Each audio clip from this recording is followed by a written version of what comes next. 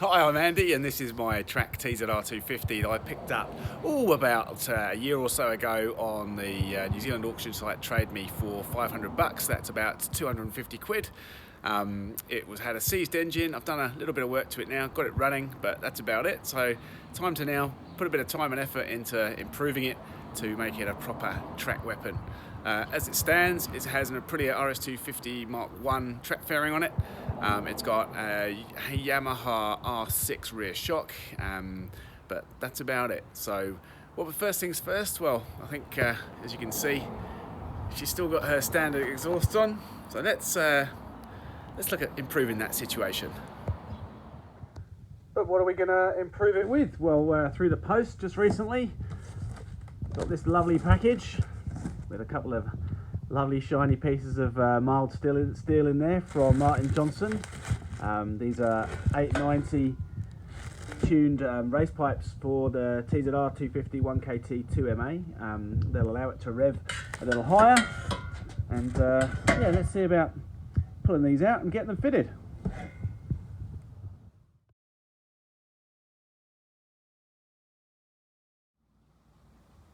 Okay, all unboxed. Pretty exciting to see what we've got here. Let's have a wee look. So first of all, we've got the expansion chambers here. Thanks, Martin. You very kindly not only named them, but just in case I get confused, we've got left and right. Very handy. You can see these exhausts run springs, so they don't bolt straight to the barrel like the standards. They actually have a manifold, which you can see down there on the left hand side.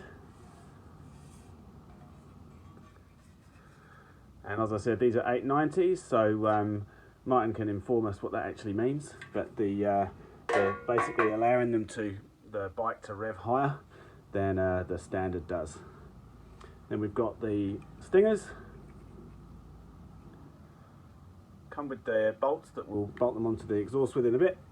And also, if you want to brand them, it's got the Tiger branding as well with the rivets. Here's the manifolds. So these fit to the barrel, left and right, and then they will exhaust offer up to them, and they're held on with these two springs. So one of the main reasons we want to fit these is because there's a couple of advantages. Firstly is weight. So let's go and see what we're going to save on the weight front. Okay, so we've got the scales weighed up. It's a bit like a Beauty and the Beast here, because we've got the two pipes. So the Martin on the left, obviously, and this poor old girl on the right. What should we do? Let's go with the old first. So, see if I can juggle this around. What are we thinking? I reckon it's not going to be light, that's for sure. What have we got? So the standard is, wow, look at that, 5.62 kilos. 5.62 kilos. And what's a bit of hydroforming, welding and amazingness do for this one? So, oh God, this is where I completely fail on getting it in the hole. Okay, and for this one, 2.4. So that's over, well, more than half of the weight of a standard. Sorry, bloody hell, less than half the weight of a standard. Times 2, that is not too shabby. Well, weight's one thing. Let's check out how these standard pipes sound.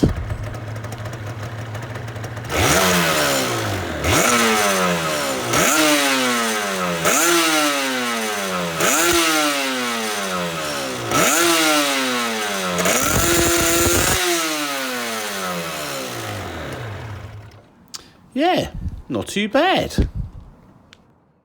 Well, better get that fairing off then. So screwdriver and a 10mm. Didn't take too long before we got that off the bike. Be nice to get some quick release stuff on here in the future, but for now, a few minutes and job was done. So now you've got the access to the exhausts. First of all, time to loosen off the exhaust hangers. This is at the back, just off the footrest hangers. It's just a simple bolt. I undo these until they're just holding on by about half a turn. And on the same here on the right hand side, just undo it to its half a turn.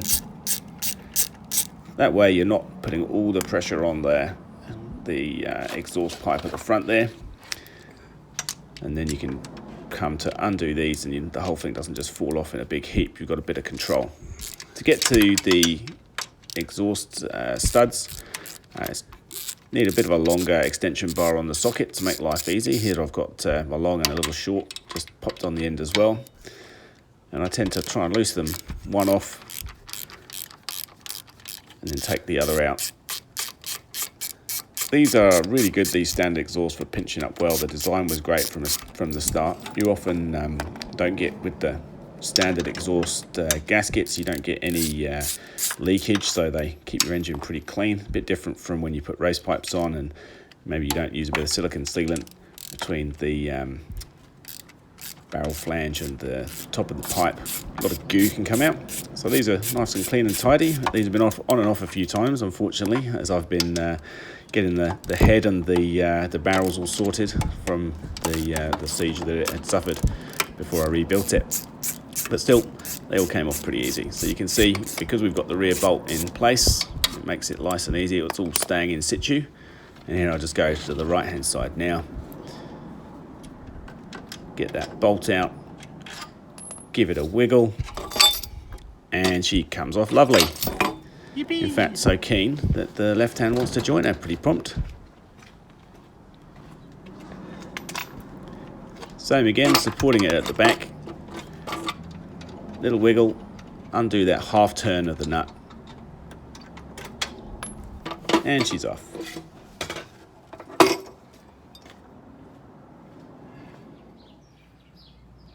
Okay, so here I'm just going to show you that although you'll offer this up and you'll also put the exhaust gasket in, but just to demonstrate, we'll put back the nut we were using before. Assume there's a washer under it, but still, once you look to pinch it up, it actually doesn't have enough distance. You see it's just rotating there on the stud. So what we're going to do, or what I have already done, is drill out the threads from some very similar nuts. So when it comes to putting this together, basically use them. In the old days it would be a stack of washers, but look how the boy has grown. So we use that as the spacer, and then use that to tie up on it. And Martin does share that in his instructions, so it's not unexpected. That's how we'll be putting it together now. Sweet.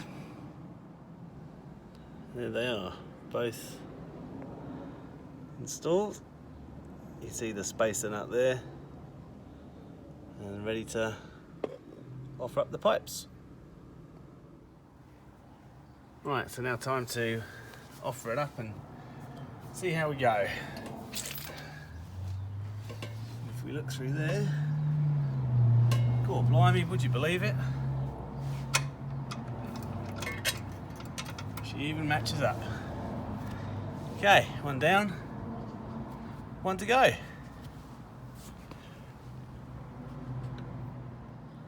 Well, I was pleased to say that the second one went in just as good as the first, and then it was time for the springs. Got the springs on the right hand cylinder, then it was just time to slot them in nice and easy. Easy if you put these on first. Oh, mind your camera, easily done. Put the springs on the top first, and then better to use a hook if you can. I use pliers, not the best, but if you use like a hook or a pick to pull these down, it's much safer, and also you don't end up scratching your pipes like I did. Still, onwards and upwards. Lovely. So, pipes on, time for the stingers. I deliberately hadn't put these on to start with. They can act as a bit of a, I don't know, make the pipes themselves unwieldy when you're trying to offer them up and try and jiggle them into place. So this was intentional. They go on real easy. The pipes themselves I've got a plate welded on that fits onto these beautifully, and all it is 3 cap head screws, each with a washer and a spring washer, along with a gasket just to sit between the flange and the pipe and give it something to tighten down onto. So it's easy enough just to pop these in finger tight. Little wiggle, and then get ready to give them a bit of a tighten up.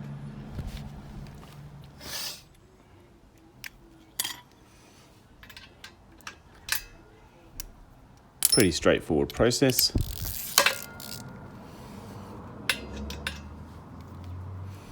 But I'll leave my myself there to explain the issue.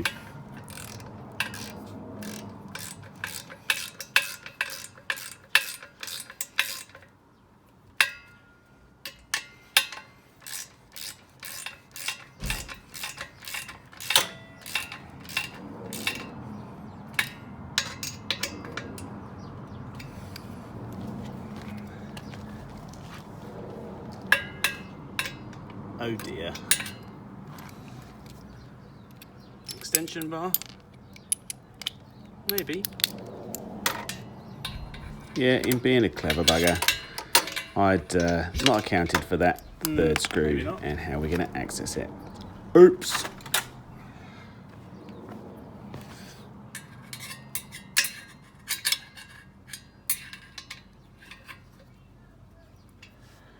Cue much rather embarrassing fiddle fighting around with it. Yep. Ooh, I am pretty inept. Just maybe. There's a lesson there somewhere. Don't try and be a smart ass. No, that'll have to do for now. They're going to come off again. I'll tighten it up properly then. Right, last one, and then give it a fire. Okay, and there we go. A little bit of a race against time, losing some light, but all on. Tasty. Let's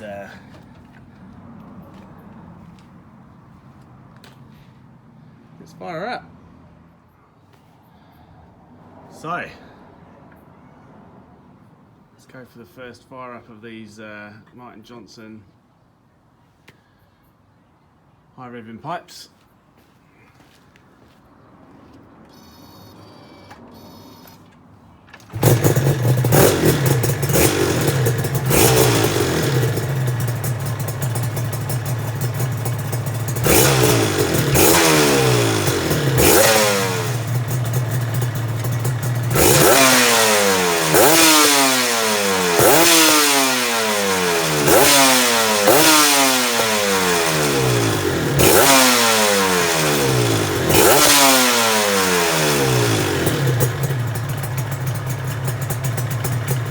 Lovely.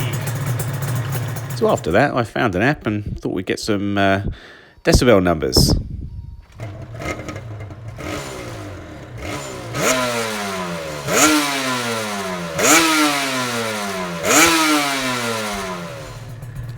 Shot the wrong way around, but still, we get the idea.